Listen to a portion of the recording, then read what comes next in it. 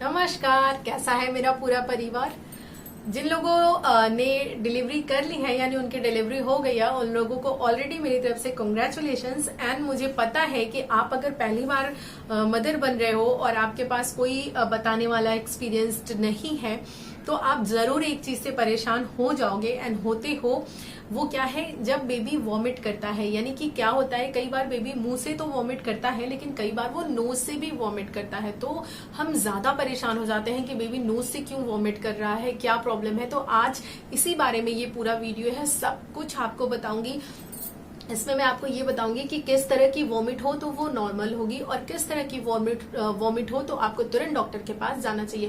And vomit में भी कौन कौन सी कंडीशंस ऐसी बनती हैं जो कि बहुत ज्यादा डेंजरस हो सकती हैं एंड अगेन आपको डॉक्टर के पास तुरंत जाना चाहिए। वॉमिट से ही रिलेटेड एक रेमेडी भी मैं आपको इस वीडियो में लास्ट में शेयर करने वाली हूँ, तो पूरा वीडियो जरूर देखिएगा, काफी बेनिफिशियल होने वाला है आपके लिए। अब देखिए, वॉमिट की अगर बात करें कि जो वॉमिट है वो किस तरह की होती है, पहले ये बात करते हैं।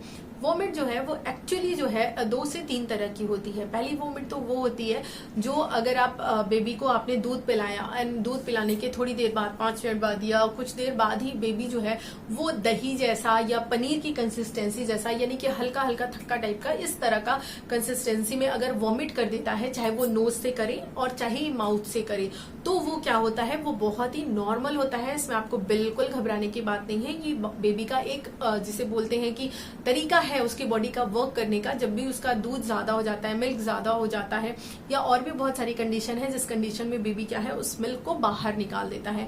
एंड मैं आपको बहुत ज्यादा टेक्निकल तो नहीं जाऊंगी, लेकिन मैं आपको ये बताऊं कि जब हम खाना खाते हैं तो एक जैसे कि ढक्कन नुमा एक संरचना होती है, वो क्या होती है, बंद हो जाती है, तो खाना क्या है बाहर को नहीं आता। लेकिन उसमें बेबी में क्या होती है, वो उतनी ज्यादा डेवलप नहीं होती, इसलिए बेबी जो दूध पीता है वो अगर इधर उधर हिला या उसको गैस बनी तो वो तुरंत ही बाहर आ जाता है। तो ये एब्सोल्युटली नॉर्मल है। अगर इस तरह की कंसिस्टेंसी आपको मिलती है पनीर या दूध जैसी, तो आपको बिल्कुल घबराना नहीं है। लेकिन आपको घबराना कब है, उसमें 2 कंडीशन है। एक है अगर वॉमिटिंग में आपको कोई कलर दिखाई देता है, स्पेशली अगर ग्रीन कलर की वॉमिटिंग दिखाई दे रही है तो ये कोई प्रॉब्लम का इंडिकेशन है। तो ऐसे में आपको डॉक्टर के पास इमीडिएटली जाना है। इसको आपको ये नहीं सोचना कि मैं कोई रेमेडी कर लूं या कोई वीडियो देख लूं यूट्यूब पे, नहीं, बिल्कुल नहीं। ये एक खतरे का साइन है। अगर आपको ग्रीन या कोई कलर या ब्लड दिख रहा है तो तुरंत ही आपको डॉक्टर के पास जाना है, ठीक। और तीसरी जो काइंड ऑफ वॉमिटिंग है वो ये है कि जैसे आपने बेबी को दूध पिलाया, वो दूध पिलाने के बाद जो है वो तुरंत दूध जैसा ही वॉमिट करता है, यानी कि जैसा दूध होता है बिल्कुल वैसा ही। क्योंकि दूध पिलाने के बाद जब वो दही जैसा या पनीर जैसा थोड़ा सा थिक वॉमिट करता है तो वो नॉर्मल होता है। लेकिन वो दूध जैसा ही बिल्कुल वाटरी कंसिस्टेंसी का, बिल्कुल ऐसा आपको लगेगा कि ये दूध ही है, अगर उसने ऐसा वॉमिटिंग कर दिया है तो भी आपको डॉक्टर के पास जाना है।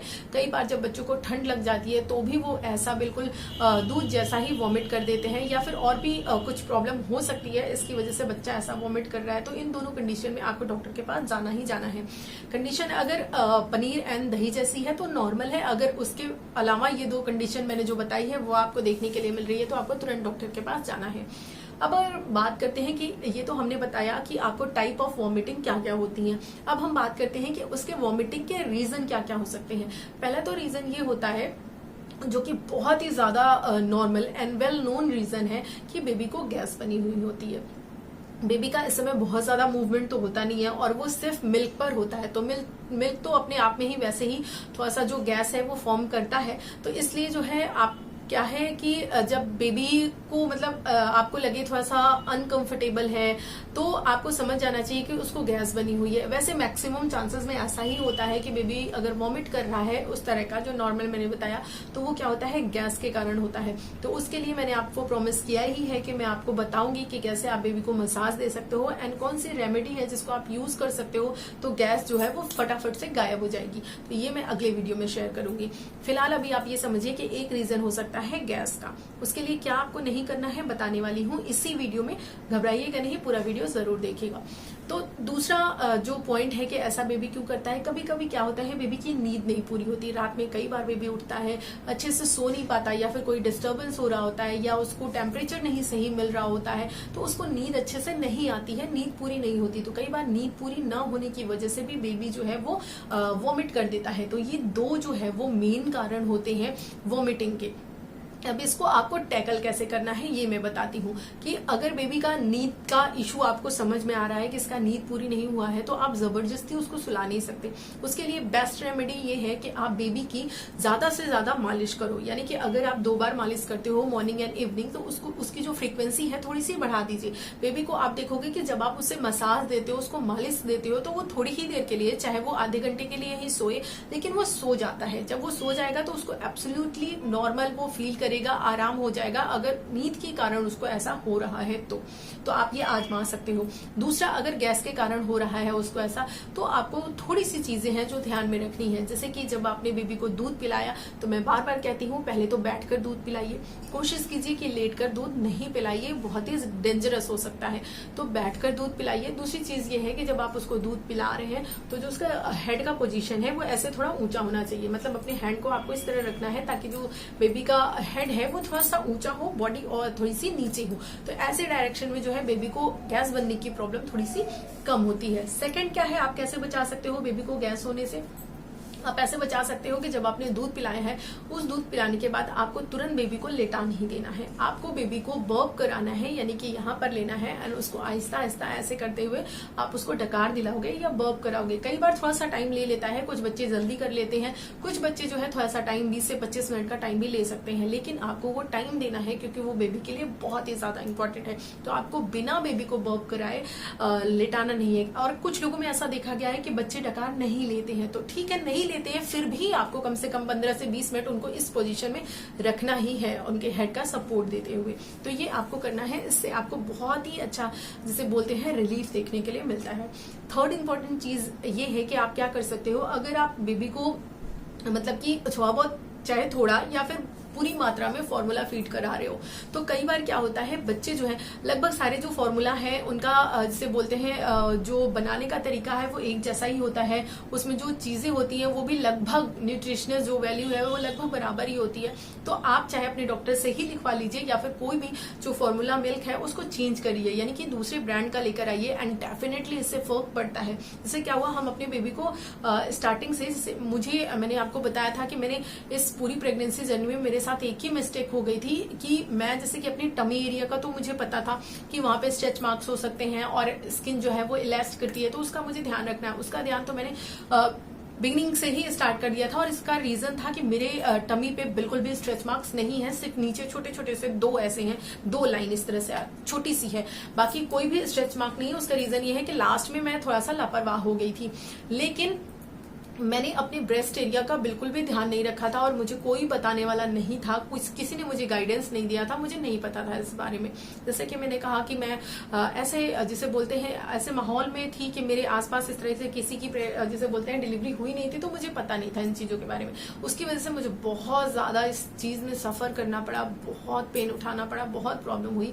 तो इस वजह से मुझे क्या है थोड़ा मतलब कि पूरे दिन में अगर 2 बार 3 बार क्या है मुझे बेबी को फॉर्मूला मिल्क देना पड़ता था, बाकी टाइम में अपना ही देती थी, लेकिन 2-3 बार जो है फॉर्मूला मिल्क देती थी। तो क्या हुआ था, स्टार्टिंग में मैंने जो फॉर्मूला मिल्क दिया था बाद में जो है उसको चेंज किया था, तो जो बाद में मैंने चेंज किया था वो बेबी को बिल्कुल सूट नहीं किया था। जैसे ही मैं उसे पिलाऊं उसको तुरंत ही वॉमिट हो जाती थी और मतलब वो बिल्कुल भी नहीं डाइजेस्ट कर पाता था और बहुत ही अनकंफर्टेबल फील करती थी। तो मैंने फॉर्मूला मिल्क जो है वो चेंज कर दिया, और जैसे ही मैंने चेंज किया इमीडिएटली मतलब सिर्फ फर्स्ट खुराक से ही आपको असर समझ में आ जाएगा।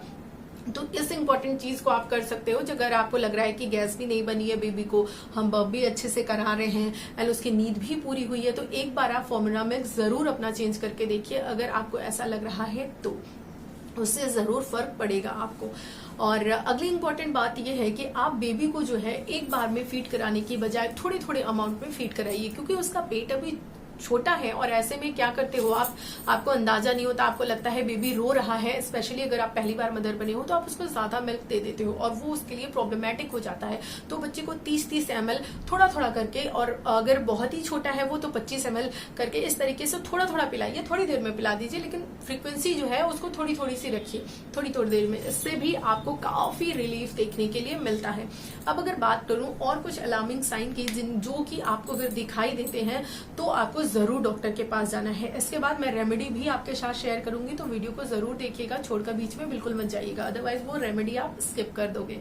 तो बात करते हैं कि अगर आपको ये लगता है कि आप बेबी को जैसे कि वॉमिटिंग वो कर रहा है, ठीक है, अगर बेबी वॉमिट कर रहा है और वॉमिट करने के बाद या वॉमिट करते समय वो बहुत ज्यादा डिस्कम्फर्ट नहीं फील कर रहा है, नॉर्मली वॉमिट कर देने के बाद वो बिल्कुल हैप्पी है, ठीक है, कोई प्रॉब्लम नहीं है, तो ठीक है, दही या पनीर जैसी कंसिस्टेंसी है तो ठीक है। लेकिन कई बार क्या होता है, बेबी जब वॉमिट करता है उस समय वो बहुत ज्यादा परेशान हो जाता है, बहुत ही अनकंफर्टेबल फील करता है। अगर ऐसी कंडीशन बन रही है, आपको लग रहा है कि मेरा बेबी वॉमिट करने के बाद बहुत ही ज्यादा परेशान हो जाता है या उस टाइम में, तो आपको डॉक्टर के पास डेफिनेटली जाना है, कोई ना कोई प्रॉब्लम का ये इंडिकेशन है।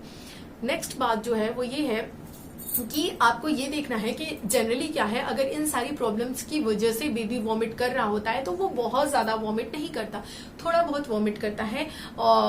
लेकिन जब अगर प्रॉब्लम कुछ और ही होती है तो बेबी जो है वो फोर्स के साथ वॉमिट करता है, यानी कि आपको थोड़ी दूर तक उसकी वॉमिट दिखाई देगी और मात्रा ज्यादा होगी उसकी। तो अगर फोर्स के साथ उसको वॉमिट हो रहा है तो फिर क्या है, आपको जो है डॉक्टर के पास इमीडिएटली जाना है, उसको बिल्कुल भी नहीं भूलना है।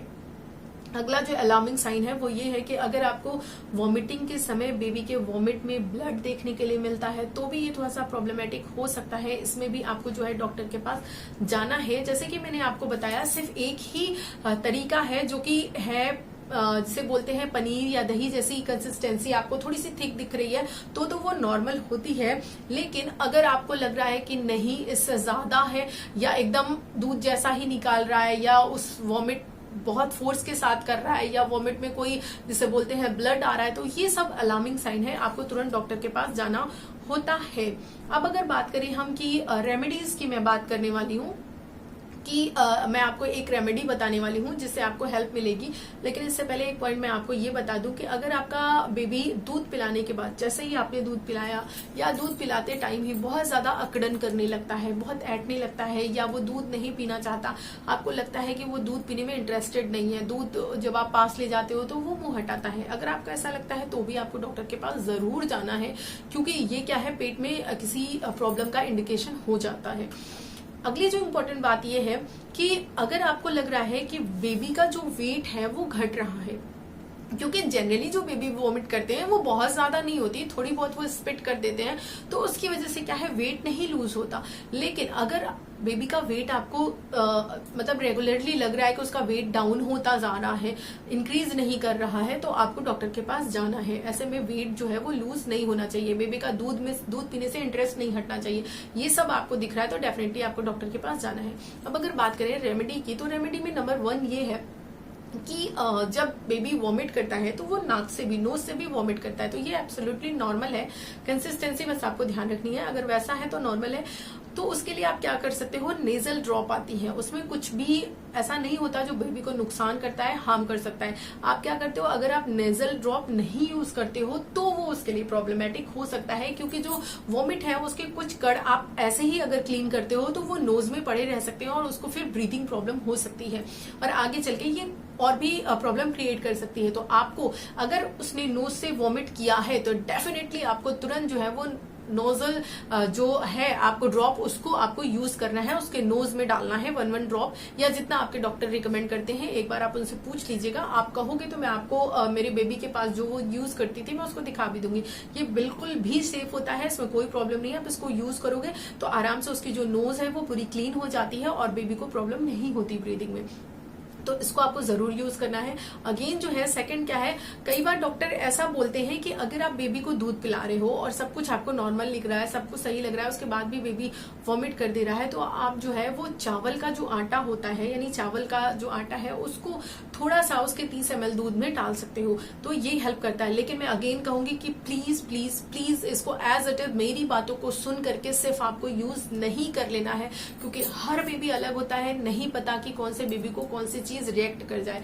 तो प्लीज एज अ रेमेडी मैंने आपको बता दिया है, लेकिन आपको इसको बिना डॉक्टर से पूछे नहीं करना है। अगर आपको सब कुछ ठीक लग रहा है, आपको लग रहा है बेबी नॉर्मल है, आप उसको कम करना चाहते हो, तो एक बार जरूर अपने डॉक्टर से डिस्कस कीजिए कि सर हमको ऐसे ऐसे जानकारी है या मैम हमको ऐसी जानकारी है, क्या हम अपने बेबी के ऊपर इसको यूज कर सकते हैं। अगर वो बोलते हैं यस, देन ही आप यूज कीजिएगा, नहीं तो नहीं यूज कीजिएगा। क्योंकि देखिए बेबी क्या है ना, बहुत ही सेंसिटिव होता है और किस चीज से उसको रिएक्शन हो जाए, क्या हो जाए, कुछ नहीं पता। तो ऐसे में आपको हर चीज एक एक कदम फूक फूक के रखना पड़ता है। जिसे बोलते हैं last but not the least, आपको ये ध्यान रखना है कि आपको जितना ध्यान बेबी का रखना है उससे कहीं ज्यादा ध्यान आपको अपना रखना है। रीजन ये है कि अगर आप बीमार पड़ते हो, आपको जुकाम होता है या कुछ भी होता है, तो बेबी जो है काफी टाइम तक आपसे बहुत ज्यादा कनेक्टेड होता है। बहुत से लोग ऐसे हैं जो ये बोलते हैं कि अगर बेबी आपका फीड ले रहा है तो ही वो बीमार पड़ेगा। मैं खुद बताऊं, ये मेरा एक्सपीरियंस भी है, मैंने बहुत सारे लोगों से ये जिसे बोलते हैं ये एक्सपीरियंस लिया भी है कि अगर आप फीड करा रहे हो तो डायरेक्टली इसका असर पड़ता ही है कि आप क्या खा पी रहे हो, कब बीमार हो रहे हो, कैसे कर रहे हो, उसका रिएक्शन बच्चे पे जाता ही जाता है। लेकिन अगर आप नहीं भी फीड करा रहे हो तो भी, क्योंकि बेबी 9 महीने आपके पेट में होता है, वो इतना स्ट्रांगली कनेक्ट हो जाता है, स्पेशली अगर आप उस दौरान उससे बात कर रहे हो तो उसमें भी वो आपकी चीजों को फील करता है। तो ऐसे में आपको अपना बहुत ध्यान रखना है, बाहर की चीजें बहुत नहीं खानी है। वैसे भी आपकी हेल्थ के लिए इस समय न्यूट्रिशियस फूड ही बहुत ज्यादा जरूरी है, तो उसी तरह की चीजें ले, वेदर को देखकर आराम से चीजें करें। यानी कि अगर गर्मी है तो बहुत ज्यादा ठंडा पानी पीने लगे, आइसक्रीम खाने लगे, ऐसा कुछ समय के लिए आपको ये सब नहीं करना है। ये सारी चीजें मैंने आपको वॉमिटिंग से रिलेटेड बता दी। मेरे पास जितनी नॉलेज थी, जितना मतलब एरिया में कवर कर सकती थी, सब कुछ मैंने कवर किया। इसके अलावा अगर कुछ भी आप बताना चाहते हो, कुछ भी आपका सजेशन है तो आप कमेंट में दे सकते हो। वीडियो अच्छा लगा हो तो जरूर लाइक कर दीजिएगा, क्योंकि ये मुझे बहुत ज्यादा मोटिवेशन देता है। आप सोच भी नहीं सकते कि मुझे कितना ज्यादा मोटिवेट करता है आपका सिर्फ एक लाइक। तो वीडियो को लाइक कर दीजिएगा, अपने फ्रेंड्स एंड फैमिली में शेयर कर दीजिएगा, एंड अगर आप नए हैं तो प्लीज इसे सब्सक्राइब कर लीजिएगा, क्योंकि यहाँ पर आपको बहुत सारी चीजें मिलने वाली हैं। आपको प्रेगनेंसी से रिलेटेड चीजें मिलने वाली हैं, अगर आप प्रेग्नेंट नहीं हो पा रहे हो तो उससे रिलेटेड टिप्स मिलने वाली हैं, आपको पेरेंटिंग से रिलेटेड चीजें मिलने वाली हैं। पूरा बच्चों के बारे में हर एक छोटी छोटी जानकारी मैं यहाँ पर शेयर करूंगी, एंड मैं आपको व्लॉग्स भी अपने देती हूँ, वो भी मैं आपको दूंगी। एंड जो महिलाएं हैं अभी पढ़ाई लिखाई कर रही हैं और साथ में इस जर्नी को भी वो कर रही हैं, यानी कि मदर है या फिर उनकी मैरिज हो गई है, तो वो कैसे उसके साथ अपनी पढ़ाई को कैरी ऑन रख सकती हैं, उन सब चीजों से रिलेटेड मैं यहाँ पे टिप्स एंड ट्रिक्स डालती हूँ। तो आपको चैनल को सब्सक्राइब कर लेना है अगर आप नए हो तो। चलिए मिलते हैं अगले वीडियो में, तब तक के लिए bye bye and take care. बहुत ध्यान रखिएगा और मेरी तरफ से आप सभी लोगों को बहुत ढेर सारा प्यार।